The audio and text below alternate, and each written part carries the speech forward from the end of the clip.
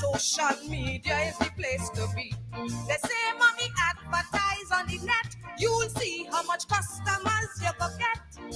I tell myself, let me hush my mouth. That's young people think them go know about. Everything start off hunky-dory, chatting with friends and family. Suddenly the whole thing spin. I could not believe what I was seeing. A woman set she pants on fire. A student threatening she teacher. So here and fighting like they gone mad. No me even boast about the sex they had. It's fun in class. They young and crass with no shame. But who to blame? I hold my head, look, I want to ball. This media is social at all. I start to get frightened, the things I see. It looking more antisocial to me. MySpace, Twitter, YouTube, Facebook, Badoo. I get confused, they know what to do. Social websites of all different kinds. The amount I see really blow my mind. I guess I'm good info, I go lie. But still some things really make me cry. Them monsters brutalizing babies. For cybercrime, call the police, please. My friends and all try convincing me. Social media is the place to be. So reluctantly, in spite of the pain, I'm going to check another website again. I find my mother, cousin, daughter. Social media. Trade some books for a case of smoker. Social media. Cool children fighting like they're gone mad. Social media. Some even posting about the sex they had. It's fun in class. They're young and crass with no shame. I say who to blame. Long time was Gazette and Inquirer. Now all kind of ish on social media. It getting more frightening the things I see. It looking more antisocial to me. Oh, they say it's social. Oh Lord. Oh Lord. Bacchanal.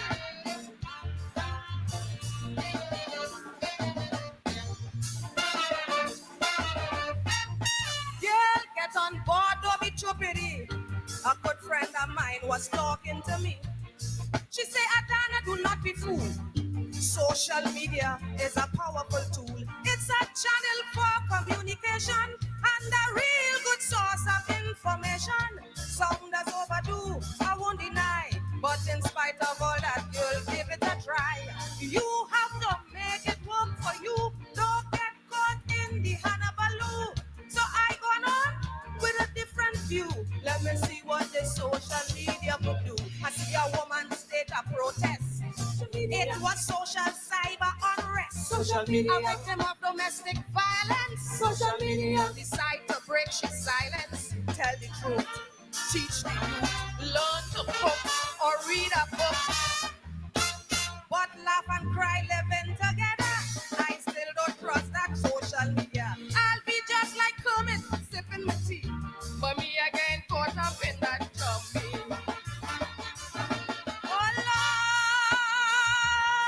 Oh Lord, it's like we're living in a bubble.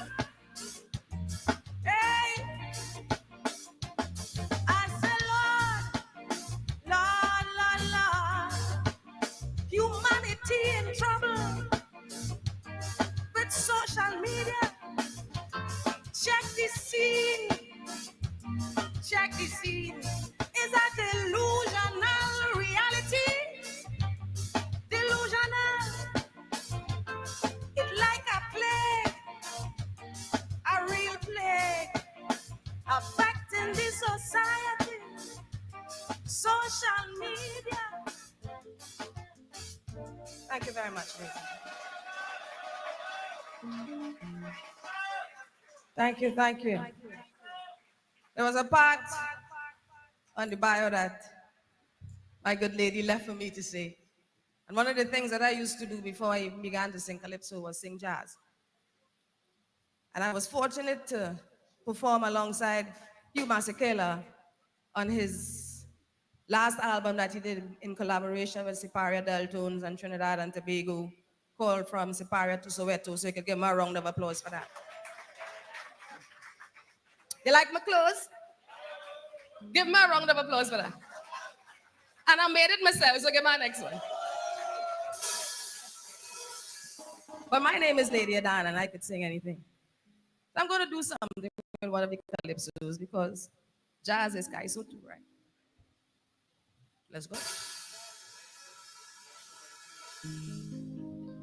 I hear a song. I hear a cry. Some say that it's wrong, but I can't see why. All that I know is when I hear it, it fills me so, fills me so, fills me so, and I feel a spirit. I heard a wise man once say that we'll be stuck in a pit if on the back of progress we try to sit. So tell them people, I say, take my calypso music to the mountain. To the mountain, yes.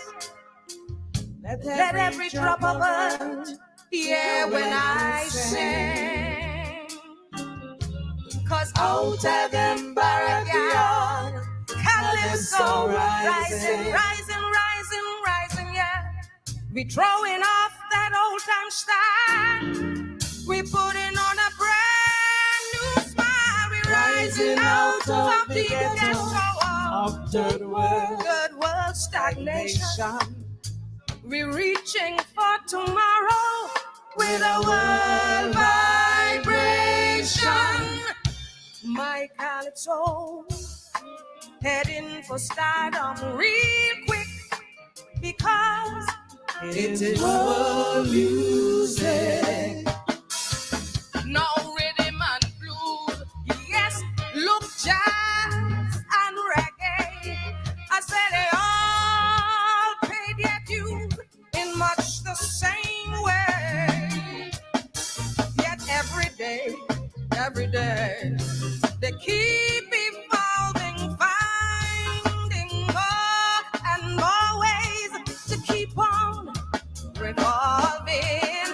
You see, I heard a wise man once say, we'll be stuck in a pit if on the back of progress we try to sit. So tell them people, I said, take my calypso music to the mountain, the mountain, the mountain, yes. Let every drop of earth hear when I sing. Because out of them barrack, calypso rising. We're throwing up the old time style. We putting on a brand new smile. We're rising out of the ghetto of third world stagnation. And we're reaching for tomorrow with a world vibration. My calypso heading for stardom real quick because it is world music. So hit me with the rhythm. Hit me with the rhythm. Hit me with the rhythm. Calypso rising and taking its place in the world. Hit me with the rhythm. Hit me with the rhythm and fill my soul. Hit me with the rhythm. Hit me with the rhythm. Now this song was born through chains and tears, but still we traveled on through freedom, yes. No more a song just to please the master, no. We traveled on, and yes, we crossed the river. I heard a wise man say that reduce culture to all talk and become. Tell them not my kind, so take my calypso music to the mountain, to the mountain, yes, let every drop of earth hear when I say, out of them backyard, calypso rising, we rising, yeah, rising, we throwing up the old time style, we putting on a brand new smile, we rising out of the ghetto of third world stagnation, and we reaching for tomorrow with a world vibration. My calypso heading for stardom real quick because it is world music. So hit me with the rhythm, hit me with the rhythm, hit me with the rhythm, calypso rising and taking its place in the world. Hit me with the rhythm, hit me with the rhythm and fill my soul. Hit me with the rhythm, hit me with the rhythm. Now this song was born through chains and tears, but still we traveled on through freedom, yes. No more a song just to please the master, no. We traveled on, and yes, we crossed the river. I heard a wise man say that colonialism will reduce culture to all talk and become. Tell them not my kind, so take my calypso music to the mountain, yes, let every drop of earth hear when I say, out of them backyard, calypso rising, we rising, yeah. We throwing up the old time style and we putting on a brand new smile. We rising out of the ghetto of third world stagnation, and we reaching for tomorrow with a world vibration. My calypso heading for stardom real quick. Why? We had to do it one more time. My calypso heading for stardom real quick. Why? All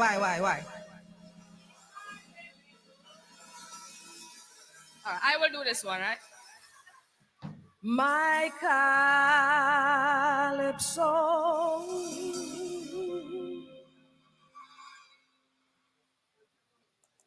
heading for stardom real quick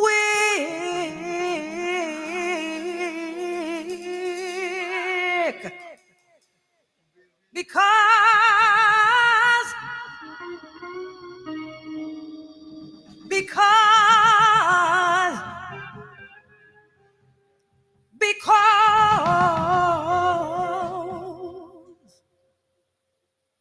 it's world music.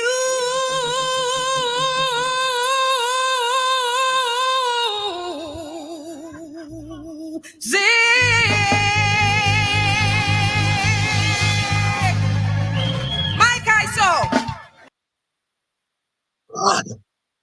God, she could sing. God, she could sing. God, she could sing. Oh, Lord. I am so glad that I'm West Indian. I'm so glad that I'm Caribbean.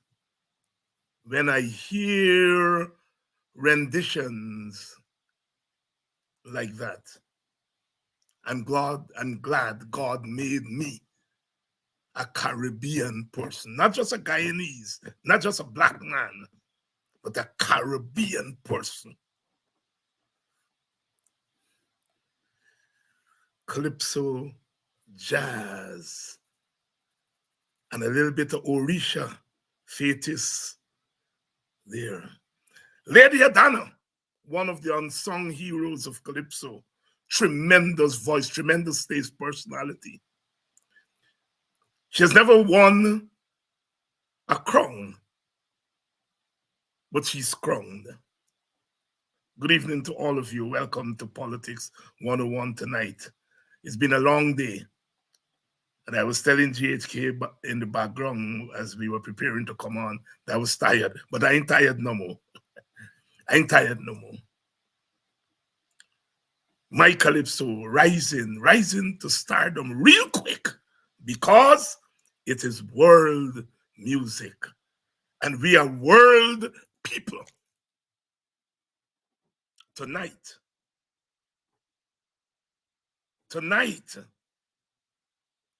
if Kamala Harris succeeds to the presidency of America,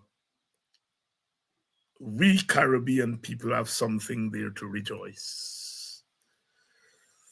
She's going to be the first president of America. A little bit of Caribbean, a little bit of Indian, a lot of African American, and plenty female spouse. Good evening. I was so glad today when I asked my classes, my two classes, one class on reggae, Bob Marley Reggae and Resistance, and my other class on Introduction to Africana Studies. And I asked my students in both classes, you all vote? Because I get them talking West India now. I say, you all vote? And in both classes, all hands went up. I'm so proud of those young people. They're both first-year classes, so these are 18, 19-year-olds. And they all voted.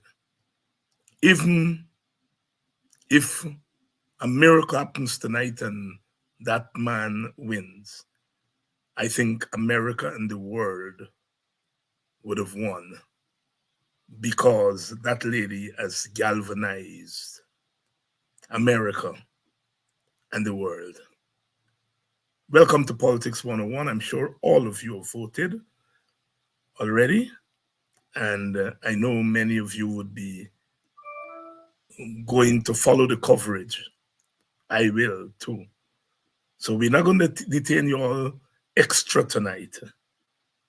We're not going to detain you all extra, but welcome. Marsha Clifton, Lady Adana, you all check out her music. Check out her music. Check out her music. She's dynamic sister. Welcome to Politics 101 on Tuesday night. And GHK Lall is here. And let's go straight to Brother Lall, because you all have been hearing a lot from me recently.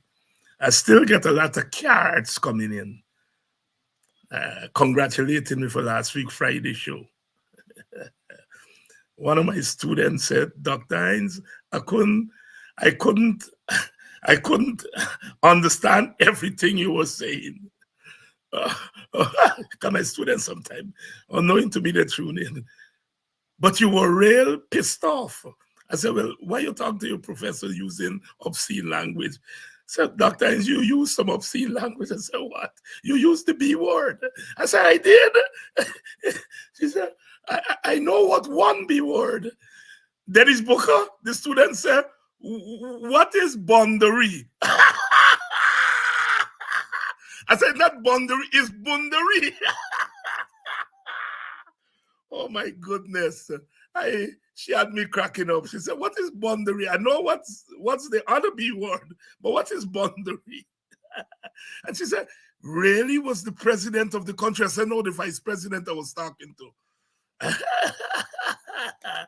Oh, I'm still getting cards. I full up all of me house, full up with cards, congratulating me for putting abusing on that one. That one. I know you're gonna abuse back Thursday, but I'm waiting for you. I'm waiting for you. I'm waiting for you. It's time he stop it. It's time he stop abusing people. Because when he abuse people, it's not Jack Dio abusing people. It's the government of Guyana that is abusing people. And yes, I got a real doctorate. I write a thesis. I write a dissertation. And yes, Clive Thomas can write papers at the university. I want Jack Dio produce a paper with the name next to it that he write a creative thing. If you people today, tell you, Dr. Hines, challenge you to produce a paper of any sort with his name next to it. He cussing people because they can write university paper. Jealousy. Jealousy. And using the bully pulpit of the government. But I come from Boxing Bottom Station. And if you want to roll in the mud, I can roll in the mud too. It's not my preference, but Jack Dio has to stop abusing people. He has to stop abusing people. And all of a sudden, he has this thing that he abusing gay people. And I don't know why, what is his preoccupation now with gay people. But he got gay people in his cabinet. He got gay people in his party, and I will defend them against his assault on them because they can't defend themselves. Good evening. I am not abusing out tonight. If you all think you all gonna get me to abuse out again, I'm not. The last abuse out was the other one in Infanta Scali. And I did tell myself that's the last time I abuse out. But Jack Dio get me going. Well, I hope he stopped now. I hope he's respectful of his office and respectful of the people of Guyana. Good evening. Welcome to Politics 101. I think we're ready to roll. Let me bring in Mr. GHK Lall. Brother Gabriel. Good evening. Good evening, you are everyone. The angel. Good evening, everyone. Well, I think we got some demons to deal with around here in this tongue. So the angelic part has got for either stay or it's got to rise to archangel status. Hey. Good evening, everyone. Hey, Lord. Gabriel, you know, I of all the public commentators, I would think that you are the most respectful of all of we. Because you just call the man Dr. Jack Dio and Dr. Ali. Yet today I read a piece in Demerara Waves where a certain professor emeritus said that you just cuss Jack Dio. And why are these people lying on you like that? I wish you would cuss some more, but you just call the man doctor. When the man is not a doctor, he's not even a quack. He's not even a quack. Because you say a quack doctor. But he's not even a quack doctor. Why is it that that man feels that he has the license in Guyana to abuse people and to get others running behind him and abusing people personally? Talk to us. Well, it goes back to what, good evening again, everyone. It goes back to what Dr. Bertram Ramcharan said, the exercise of an autocrat. He didn't say that, but he spoke about creeping shades of autocracy. Is that I must have my way, and I will say what I want to say, my way, to anybody, any damn way that I feel. And you got to take it. But what I know, and what I know, is that when you get right back into his face, when you get back into the face of his people, and I don't bother with them anymore, I compel them to read what I write and There you what I go. speak. There you go. I have no interest in what they say. In fact, for me, they don't exist. I will not dignify them by recognizing their existence. But let me go to the main man. Let me get to the main man. For too long, he has swaggered and gotten away with it, and trampled upon people and got away with it. And I said to myself, this is one man ain't gonna back away from you. You might have been a former president, you are a vice president, you're a man of power, you're a man of standing, and so on and so forth. And to your point, you represent a national government. Therefore, I will demand of you, sir, that you comport yourself in that manner. And I will force you to do so. And I will not allow you to drag me in the gutter with you. You people could lie on me, they could fabricate story on me. I don't care. But my duty to the people who raised me up, the village that raised me up, black and brown, black and Indian, and Amerindian, is to respect their contributions to where I am today by speaking to Dr. Jagdeo, Mr. Jagdeo, Vice President Jagdeo, in my language. And my language, even if I say so myself, is profound. You don't see stop. You don't see stop coming after me. He talk about my church. He talk about Wall Street. He talk about America. He talk about Gold Board. He talk about this. And every step of the way, I say, here are my cards. Where are yours? Where are yours? You go on your program and talk as a former head of state. I hear rumors. You're a former president and you talking about goddamn rumors? Huh? That's how low you are. That's how obscene you have made yourself, sir. I mean, come on, man. I recognize that you're small, but you can't be that small. You can't be that low. So me you know who lying on who and who can make up story and inflate story or whatever. I will not abuse anybody because it is inimical to my calling. It's inimical to my belief. It's inimical to my standards, to my group. It will insult you, Dr. Hines, and it will insult this audience that they're going to say, man, you know, GHK, expect better from you. Left that to me. Left the bad talk and the rat talk and the dirty talk to me, right?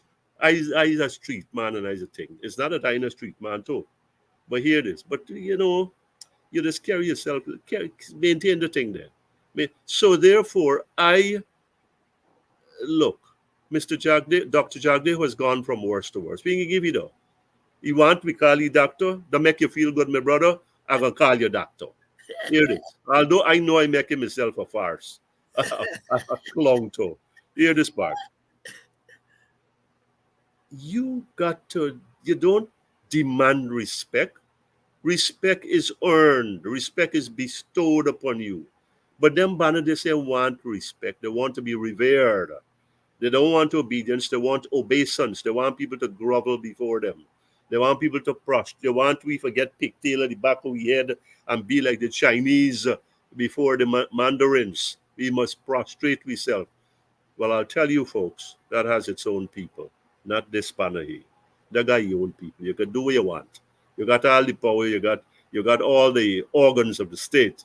You've got all the resources of the state, and you got all these other people who have to earn their keep, who have to prove their merit every day.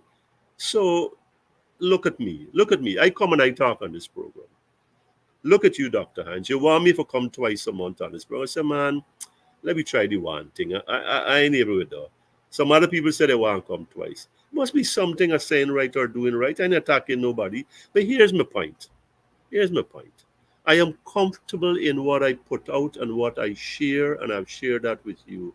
And I'm saying that to those who, whether they go up on wherever channel they go up on, you have a right to do that. But at least be truthful to yourself. Be, be- get some standard of yourself. Don't be a chip off the Jack Dale block. Yes, he pay you nicely and he give you a duty free and God bless you. But here's the thing. At least carry yourself with some decency, man. By your decency, inspire him to decency. By your standard, inspire him to some standard of when he look at Guyanese, he don't look at them like how Donald Trump look at black people. And when I say black people, I mean people who look like me too. You understand me? So therefore, if he demanding respect, I am commanding a bigger respect from him. And you must too, Dr. Hanson. We all must. Before I come on to this program, we may talk about corruption. And I see the Minister of Governance or whatever, Parliamentary Affairs, Gail Teixeira, long-standing political veteran. She was addressing some group, and she said that the culture has to change. And I absolutely agree. The culture has to change in terms of how we deal with one another. It doesn't matter PPP, PNC, WPA, AFC, whatever, newcomer, old timer. We must have not only before the white people, we must got some respect and yes sir and no sir and all this business. We must conduct ourselves in a manner that make all Guyanese proud. And I think that Dr. Jagdeo, Mr. Jagdeo, Vice President Jagdeo knows this. And if he doesn't know it, we must remind him of it. We must educate him about it, and he must deliver it. We must make sure that he delivers it. We got the PPP intelligentsia. I'll give them that. Call the man and say, man, you can't go on like this. You can't carry on like this. And then you can't come to me and expect me to run after you with this. No. Use the language to beat up people. But don't go up on these abusive, strident, petulant, and I could go along down the line here, but we can cut out, we can stop it out there. Don't get so vituperative. Don't get so vindictive. Get control of yourself, man. Hold yourself in check. Carry yourself like a former president. Carry yourself like a vice president. We got all these white people here, all these foreigners here. Stand up and show them that Guyanese are dignified people, that we are about the democracy that we claim to exist here, that we are not about the autocracy of Dr. Ramcharan. No, sir, because we allow people to speak no matter how obnoxious they may be, no matter how unpleasant that thought may be to us.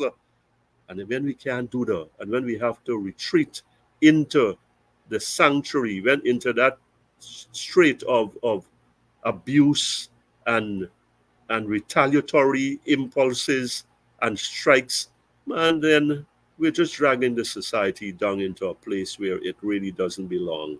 I come from a standard. We were poor, but I come from a standard, say here, a poor but a proud. A poor but a proud. And hear this, and I'm going to hold on to that till the day I die, right? I'm still poor, but I'm more proud now, right? I'm prouder now. Hear the thing. So therefore, I think there's no call for this. What's the point being proven? What's the point that I could, excuse me, folks, I could pee further than you? Is this what it's come down to? This macho expression? And we talking about gay. We attacking people about gay now. I hear this. I don't listen to the man.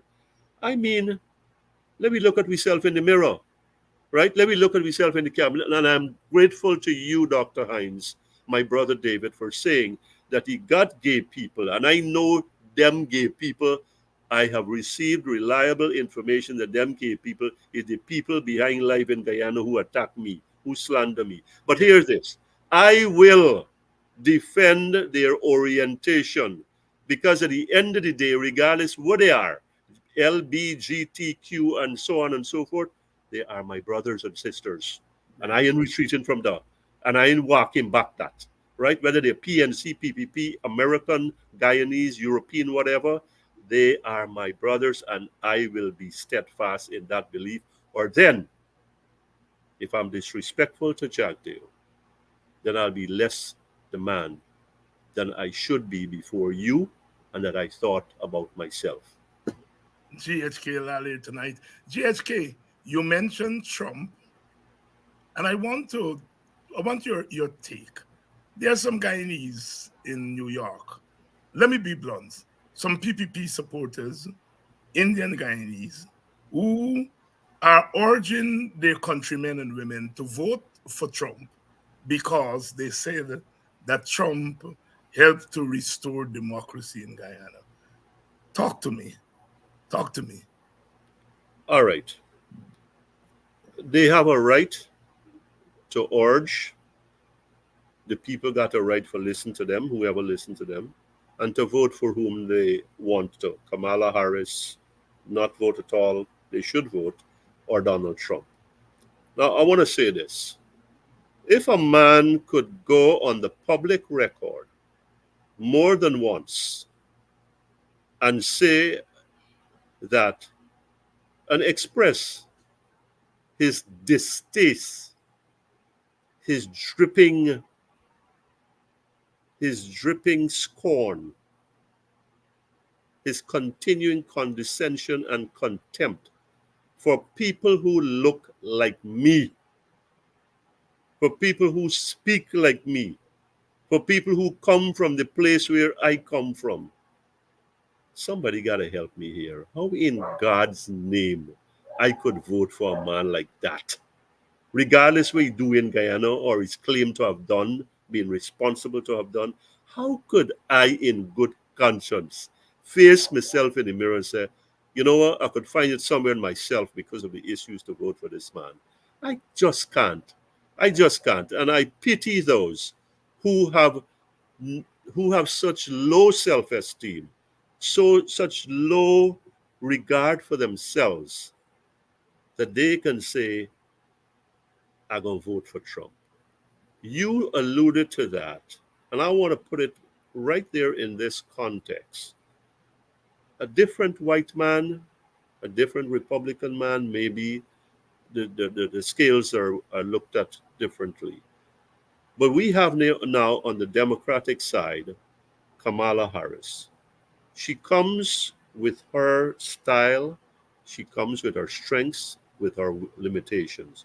She comes with the Joe Biden legacy, and that's baggage. There are some pluses, there are some minuses. But there's something about Kamala Harris that makes me identify very, very closely with her. And look, let's face it, it's the politics of Guyana. Kamala Harris is black and she's Indian. She's Douglas in we parlance. Yes, Jamaican and Indian from the subcontinent and African American and all of that, which you and I identify with in our own ways. So here was an opportunity for me to build on the Obama precedent and say, given you've got this particular Republican candidate, not just obnoxious, but reprehensible in every sense of the word and to the ultimate degree. And I've got this woman here, this sister, in this political cauldron. It's a layup for me. It's a layup for me. So let's go back to the beginning of the question. I pity those Guyanese, PPP Guyanese, you can say, well, because of A in 2020, therefore B occurs in 2024. And I really cannot connect the logic. I cannot extrapolate from 2020 to today, and particularly given what happened in January 2021. Listen, part of my navel string, let me say it the Guyanese way, is buried in America. Yes, it's there in Guyana, most of it, but there's a part of it in America after the length of time I've spent there.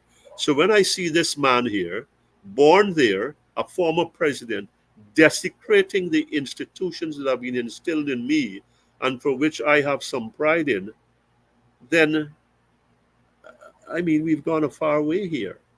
we've got to stop thinking in this narrow provincial manner, this parochial way, that because he do this for the PPP, therefore I must do this for he today. Because he was there then, I mean, I wish to, I do not think, I hope that I never become, and I pray to you, the audience here, and the audience that is somewhere distant and is critical, we are not this narrow minded as a people. We were not created as human beings to be this one dimensional, folks. That, okay, it's narrowed down to elections, regardless of who claims what or who did or didn't do what. We are more multifaceted than that. And I think that this is a good test for us to say, what does Trump really represent? Look, I know we didn't really, I think, had this in the background of our mind when we were thinking about what to talk about on this program. But here we are on November, on this Tuesday in November, this first Tuesday, and because the implications are so vast, David, we've got it. We can't help but talking about them, because a Trump victory, what is a Trump victory predicated on? Or a Trump presence.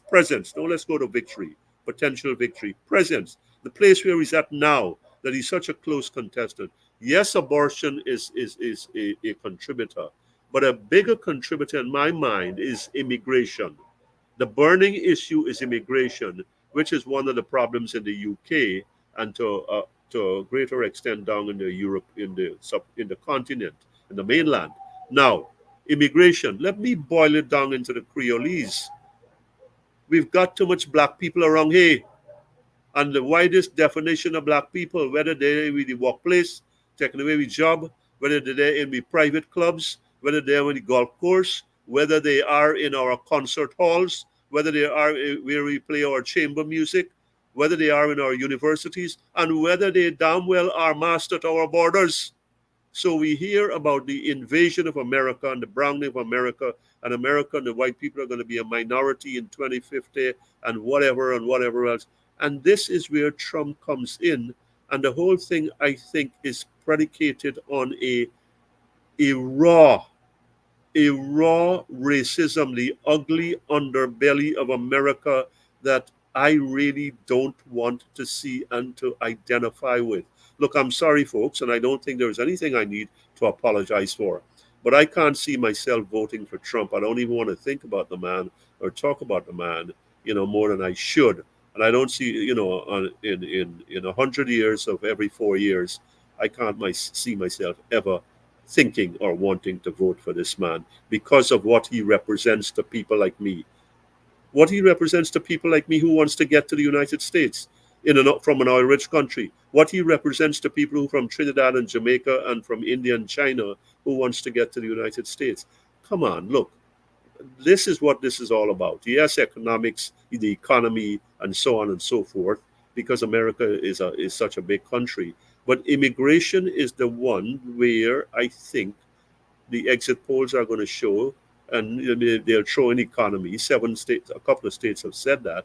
But in my mind, this is what about why so many of these people are around. Well, why did you have the laws, and why don't you get the will to put them in place so that we don't have to come to this place today where immigration becomes such a flashpoint for in an elections. There has to be many more things in a country as big as America.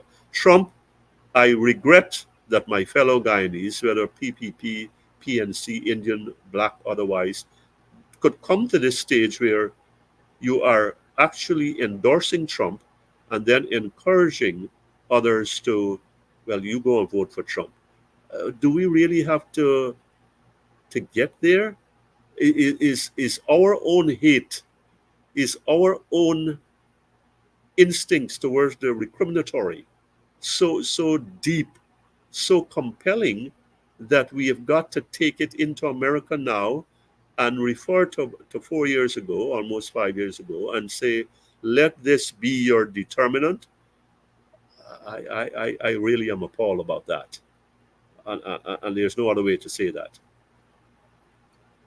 Gabriel, one of the mysteries of early reggae music, and perhaps still is, it was the fact that white people latched on to reggae, white people in England, white people in America, latched on to reggae music before the wider black community in America got hold of the music.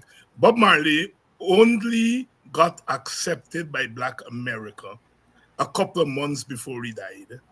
He opened a concert for the Commodores. His people didn't want, they said Commodore should open for Bob.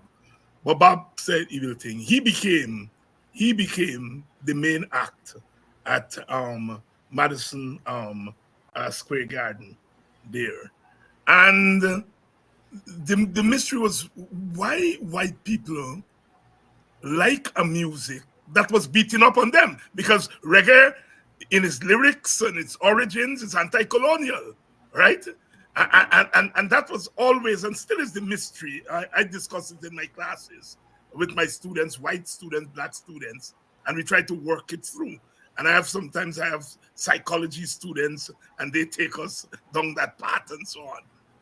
But I say that because I want to get to the point that in England that you mentioned and I mentioned, the United Kingdom, the Conservative Party elected an East Indian man, Sunak, as their leader. He lose the election big, they kick him out. And they have now elected a black woman from Nigeria, Nigerian roots, as the leader, not of the Labour Party, of the Conservative Party. So here is a conservative, I would say conservatives by their very history, tend to be anti-people of color, anti-black, and so on and so forth. But they elected an Indian man as the leader and now a black woman. Gabriel, I suspect you know something about psychology. Who I interviewed. I interviewed a reggae singer and I asked the question and he says masochism, right? Or something. And I think, you look like you know something about psychology. Tell us what's happening here. Well, I sure know anything about psychology, but I think, let me confess that freely. But what I think is at work here is that the Conservative Party is trying to undo. It's trying to re-image itself. Correct me if I'm wrong here, but let's go back to the 1960s. Enoch Powell. Yes.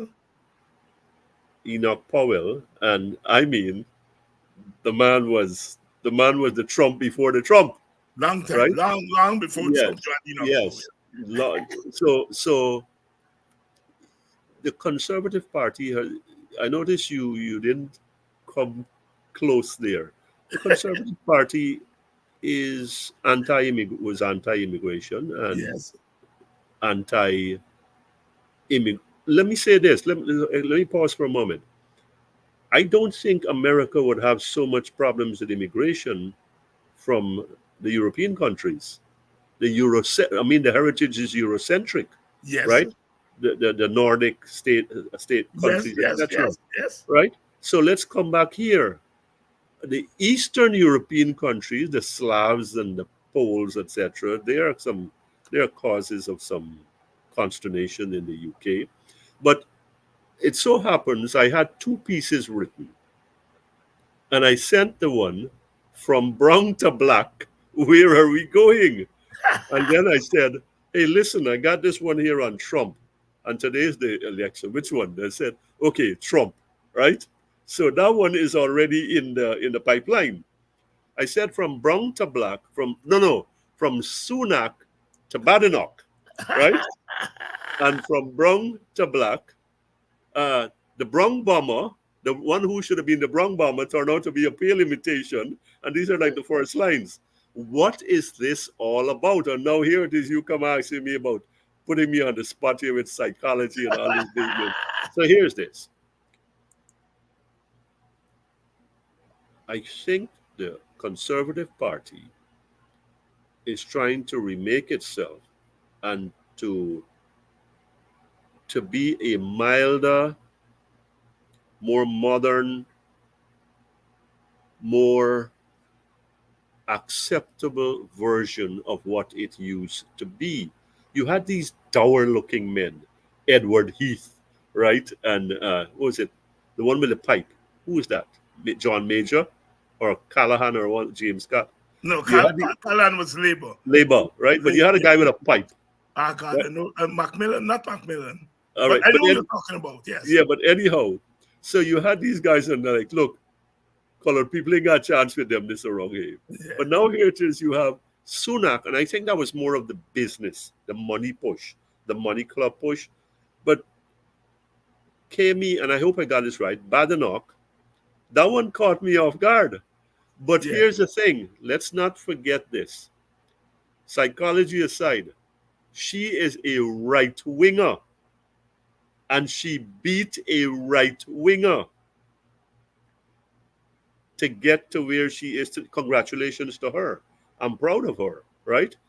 So, I mean, I think this sister has risen to the heights here, just like Rishi Sunak did. Although I thought from the beginning the odds were against him succeeding. I think the odds of the Conservative Party succeeding are pretty remote right now. Labour has ready to self-destruct, but in putting a black woman, the percentage of the population of the UK colored is not that, how shall I say, significant. You've got what, about 7-8% Asian and about 3-4% black, Black, right? yeah. So you're talking 10% there. And what's this? I look, psychology aside, I think the Conservative Party is trying to remake itself. I think she is going to be here. Here's this part. See, this is where I started out on what I wrote. She is going to be the spear carrier for the Conservative Party for immigration. And we are Yes. back to immigration Back to because that's a burning issue in the UK. Forget about climate change and cancel culture and political correctness and all of that. Immigration is the big thing that lights a fire under the Britons, right? Under the white folks again. So we're the parallel with America, and that's why we have these right wing groups making electoral inroads in Europe. So again here, so they put a black woman for do their dirty job. So if you want psychology, that one give you. You ask for it and give it to you. They put a black woman and say, you go there and you do the work. Right? You go and clamp down. You people from Nigeria, let them boss you ass, right? Right? And we can say, well, is look, what you're gonna accuse me of, right? So that's me answer to you. Nigel Price beat you to it because Nigel called it early. He said Uh, she's a token, and she did her to do the dirty work for them. uh, Um, But in yeah, my writing, I say when you want a dirty job, you get a black person to do it. And when I say black, exactly. you don't know. So they try with Rishi first, and he Uh-huh. went up to the job. He get tangled up. I know how this young lady is going to do, but I think it's the same thing at work here. You go there and you do the heavy lifting for me.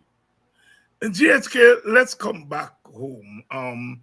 You were here last month, and I think the president Ali had just announced his cash grants, his $100,000.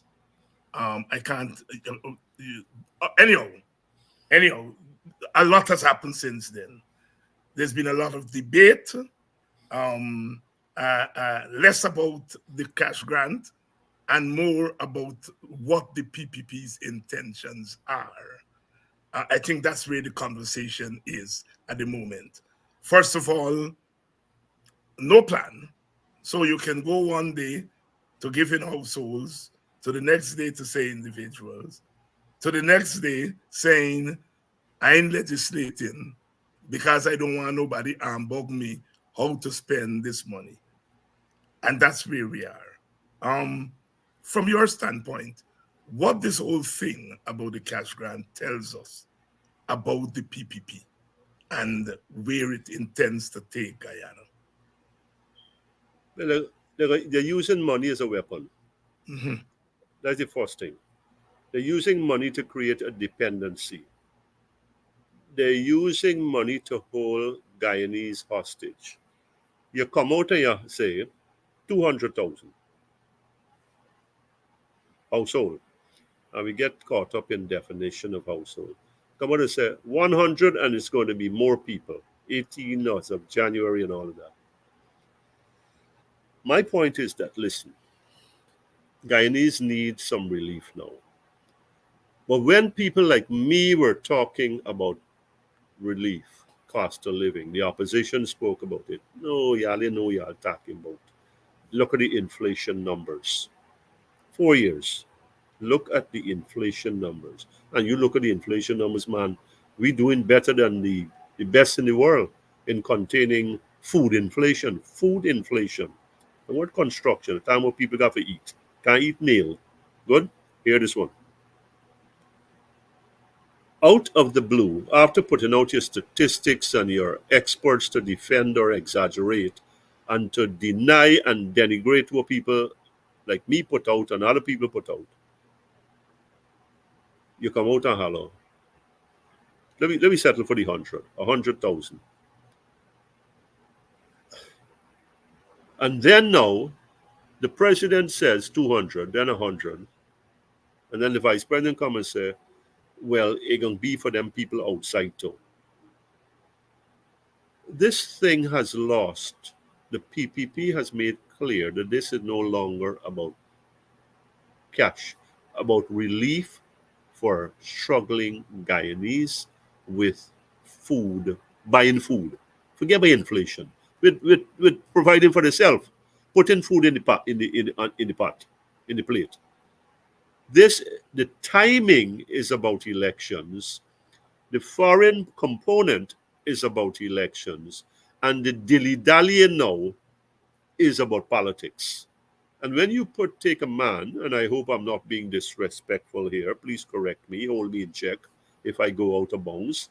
And when you have a man like Dr. David involved in the cash grant, the policy man tell him a procedure, you know that we peeping over the canal, we peeping over the cliff, the precipice, and all it takes is a little puff of wind for knock we over there, right?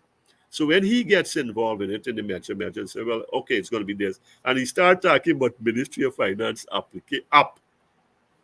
And we really want to get it done properly so that the corruption is minimized. You know you're there in big trouble. And we are in no hurry. Well, I'm putting it, we want to get it right. So we'll take our time. You don't know that what started out as a fix has become a bigger fix, has become fix squared, right? With anything you put in Jack Dave hand or Jack Dave put his hand on, the politics take over any kind of purity the thing had, any kind of profoundness the thing, promise the thing had. And this is where we are. Politics, elections. Here, this election ain't going to this time next year, right? It's too far.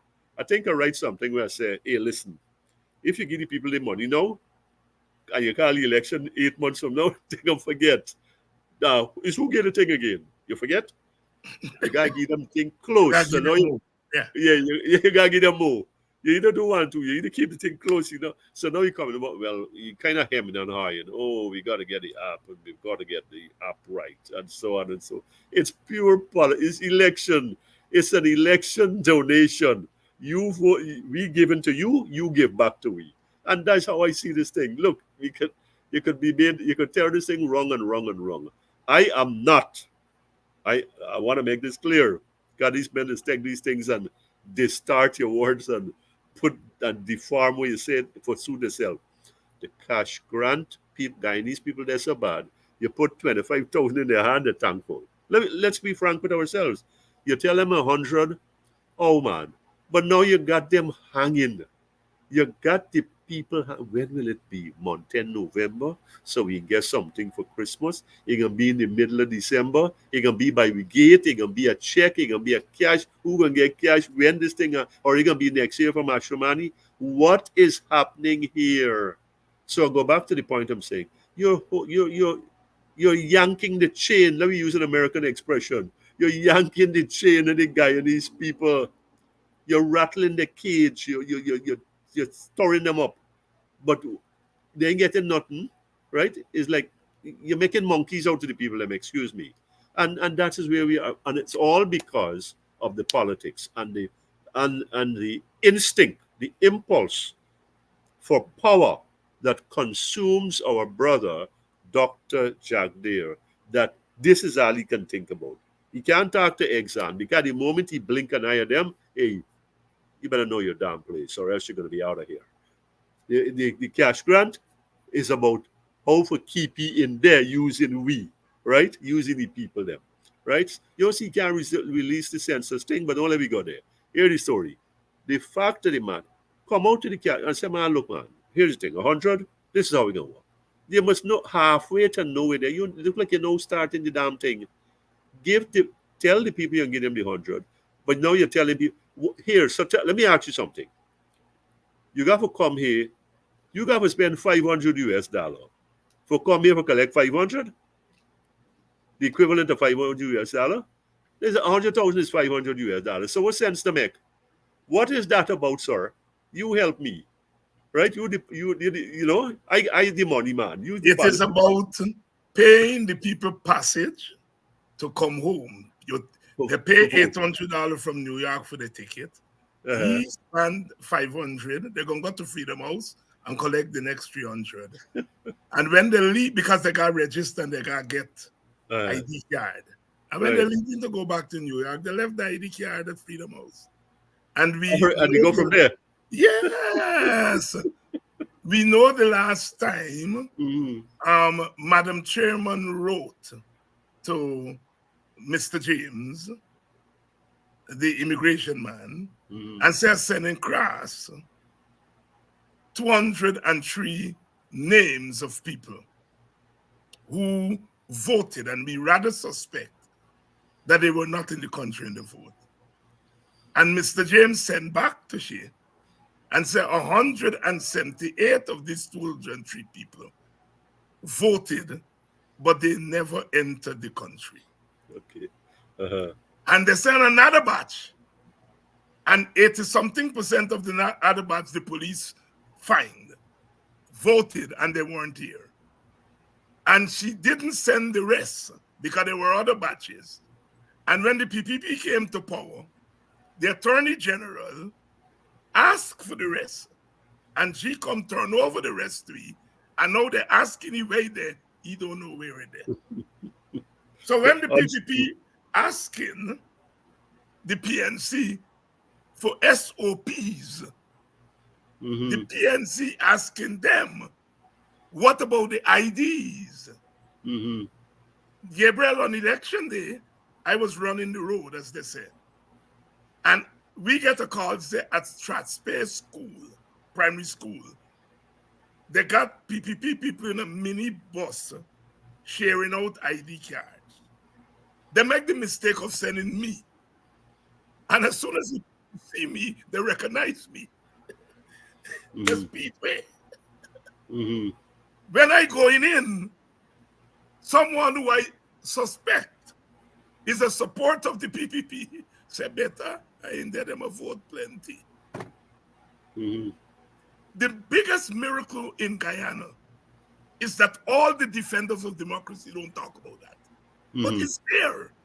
The 2020 election, one side said one attempted murder. And the other side said, but you commit murder. Because they got 47 bucks with no statutory documents, not wrapping paper, statutory documents. So the PPP is at it again. Those people coming from New York, they're paying the passage really to come and to register, and they left them ID card when I go in. But I must thank you for the education there. That part I didn't miss. Yes. Because you mentioned the census just now. You're hearing that Indo-Guyanese, Indian Guyanese, anywhere from 36% to last night I'm hearing 32%. if you're the PPP, you peeing yourself, you counseling yourself, because you know you don't have a built-in that even Push if on. all of those people vote, even if all 32% vote, you got a lot of catching up to do. And so they're not releasing the census thing, and the PPP is busy, as you pointed out, with the cash transfer, trying to buy some votes. That is why the voters list, which is now 700 and something thousand, we are hearing that the population size has dropped to about 715,000. It had gone up, 715,000 people.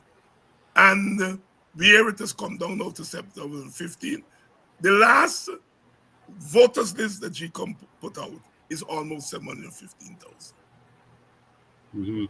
So it has moved from about 200 to 300,000 extra on that list. To win an election in Guyana, as we've seen in the last 2 or 3 elections, all you need is a 10,000 vote for 2 seats. The chances of thieving 10,000 from 300 is very, very, very, very high. And that's the story. You know that in Indian community, you got Dindial. And when you go through the community, they've got but a Dindial, one name and so on. And they are at work doing that. Not the cash transfer is not to Guyanese, it's to Guyanese voters. If you're 18 years and over, whether you live in Guyana or out of Guyana, you're a voter. You are a voter. Yes, yes. They got them little girls in both the African community, Indian community, and the Amerindian community. We know that you got children, 16 years old got 2 children, 17-year-old got 2 children. And if you go through that demographic, it's a big demographic. But they're not drawing down the 100,000. They're not drawing. If you said household, then you would have to cater for them. But you say individuals 18 years and over, you're talking about voters. You're not talking about Guyanese families. Because we know a lot of teenage families. And a lot of them, I send some people in me village, go through a street, they say, count them teenage family. They go through one street. They said, David, 15 teenage family. Just one street. So they're out. So as you said, this is not about helping Guyanese people. It's electioneering. That's what it's about. Gabriel, you have been in the forefront, along with others, on this question of the 2016 oil contract. And we have now in the news the suggestion that perhaps we should go to a referendum and ask the Guyanese people to determine whether they want the contract to be renegotiated or not. Where you stand on that? Short and sweet, clear and simple. We should go to a referendum. Let the people speak. That's where I am. Now, to expand, the government can say one thing. The opposition may say something else. It may be close, it may be far apart. The contract, the coalition has taken a bashing for executing that contract. 8 years later, the opposition PPP made hay with it. As government, it finds out that, listen, it finds all kind of loophole to suit its own interests, to not do anything about the contract. In the middle of that, you've got people, we just done talking about relief, right? Oil-rich countries, statistically the richest people in the world per person, per head, right? Per capita. But we're talking about hungry people. We're talking about people who have to wait on the government for a cash grant. We can call it handout, a cash grant. We've had some before. Okay, I think to renegotiate, the referendum is about royalty and taxes. And some people have said, well, Guyanese, the ordinary Guyanese, they know what royalty is. They better learn. What they know is this. They may not know the specifics about how royalty is calculated, come out from the top or the gross or the net or whatever. All that aside, here's this. What they know is that even the idiot, even the ones that are not so learned, that if you renegotiate this, you come to this point of renegotiating this contract, we vote for that we can get a little bit more or much more. That's the objective. So I think the will of the people should supersede everybody else, the politicians, the leaders, the government opposition. It'll give the people a chance for the first time to have a voice on what they want this country, what they want to do with this contract. Now I hear some scholarly arguments about ethno, religious, classical, economic strata, so on and so forth. Very valid, very valid. But at the end of the day, I am saying that the people who are feeling the squeeze of living in the richest country in the world, being the richest people in the world statistically, and not having anything to show for it, bare hands, bare root, like the village, here is their opportunity, if it were to be presented to them, for them to make a choice, yes or no. And I think that is what this comes down to. I would like to see that there is agreement for there to be a referendum. I noticed, interestingly, that your group, the WPA, said, and there should be some other things involved, included in such a referendum. I don't know if I'm reading you right, but I think the referendum needs to be separate from the elections. Yes, I think that yes, you can yes, correct that me is if I'm that wrong is there. that is Yeah, our so it's a standalone. standalone. Yeah. Yeah, so and I think that makes for better sense. So I have already dismissed our brother Dr. Jagdeo, Mr. Jagdeo's thing about compli. He makes things complicated when he wants it to be that way, and still it ain't complicated, right? Let me get it straight. No matter he said complicated and he make it complicated, it is not complicated, right? So here's the story. Give the people a chance to say, and then here's the key, for it to be that there must be that the people have spoken, the will of the people have been expressed, then it must be followed through. That, in other words, we must bring eggs onto the table. And I, for one, and I've been saying this along in different ways, if the government and the opposition were to join forces, and I'm not talking about shared governance here, we haven't reached that here, we're talking about oil, one issue, oil. If we can do it about Venezuela, we can do it for oil, and say, hey, listen, the will of the people behind us, we represent the electorate. We represent all the electorate almost. The will say they want this thing start over. And so you start over. I want to be clear. I want to be clear to everybody and to be fair. Exxon must make money. Exxon must make rich profits. But Guyanese must do way better than where they are. Where we can come to something that I did not initially endorse. Let me be honest here. I don't want to be in any way coming in later. I did not initially endorse Professor Thomas's numbers and his Buxton proposal. And in hindsight, no pun intended, in hindsight, he had it right.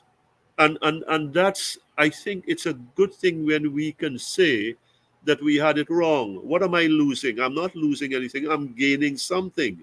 It was what I would like to hear, if you'll allow me to segue, for supporters of the PPP to say, Vice President, Mr. Vice, you got a thing wrong, Mr. President, I can't agree with you with that one. That's healthy. That's healthy. So I think I had it, not I think, I know I had it wrong. So renegotiation will bring us to that. Not really, a referendum will bring us to renegotiate. I don't see how Guyanese, given the opportunity, cannot rise beyond, above the political constraints, the cult leadership ties, to say, well, you know what?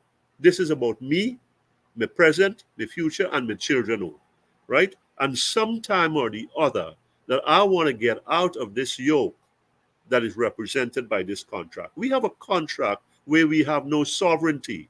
We have sanctity of contract that supersedes sanctity of sovereignty. So we aren't a country anymore. So if Guyanese could get it, they may not understand that, but if we can get to that point where we can vote on a referendum for the contract, I think there's so much more that can go into that, that can make for a place where we don't have to wait for 100,000, and where we got to wait for some app to fix itself, and for some politicians to be charitable to us. I think a referendum is the way to go, and I fully support that. And I've written about 4 pieces on that. And I'm saying this before everybody, that a referendum gives us the chance to say, this is what we want. And if we don't, if it comes about and we don't, then we have enslaved ourselves. And you know what? We deserve what we get. GHK Lall always saying it as he sees it, and profound, I may say. GHK, your closing thoughts. I lost you there. I'm sorry. You No, your closing thoughts. The audio became distorted. Oh, the closing thoughts. Yes. Look, let's go in reverse order. Yes. I think a referendum, we can get to that place, would be a healthy sign that our leaders really care about democracy, and that it means something to them to do so, to express this before the people, especially with something as pivotal as oil. Switching gears to America, I think that I hope and I pray for a Harris victory. I think it will mean a lot for America. It could lead to a resurgence of America will become great just because of that. America will prove its greatness just because of that. I think a Trump return would be a degenerate step. And to close this out, what's the other thing we talked about? We started out. And I hope in my heart that my brother, our brother, and I'm bringing you into this, David Hines, our brother Bharat Jagdeo has some work to do, and we, by these programs, are removing the scales from his eyes and telling him, brother, you need help. We are here to help you. We are here to point out, not to drag you down. So listen and learn and grow. And with that, I say thank you for this opportunity, and good night. Thank you very much. And by the time we come again, we'll know whether Kamala Harris has made it into the White House. And we will have a lot to talk about, one way or the other. Thank you very much, my brother. Thank you. And good evening, everyone. And thank you, the audience, for staying with us. I know it's a busy night and you all are going to go, but you had to hear GHK Lall first, and you are released now to go to your watch parties as we follow the results coming in tonight. I'll see you all tomorrow night, and hopefully we will have some good news. Last time the election was decided on Saturday. We had to wait about 3 or 4 days. I hope that we don't have to wait that long. I get in old and my heart can't take all them long waiting. I want this thing to be over tonight. See you all tomorrow night. Until then, let's keep all our fingers crossed.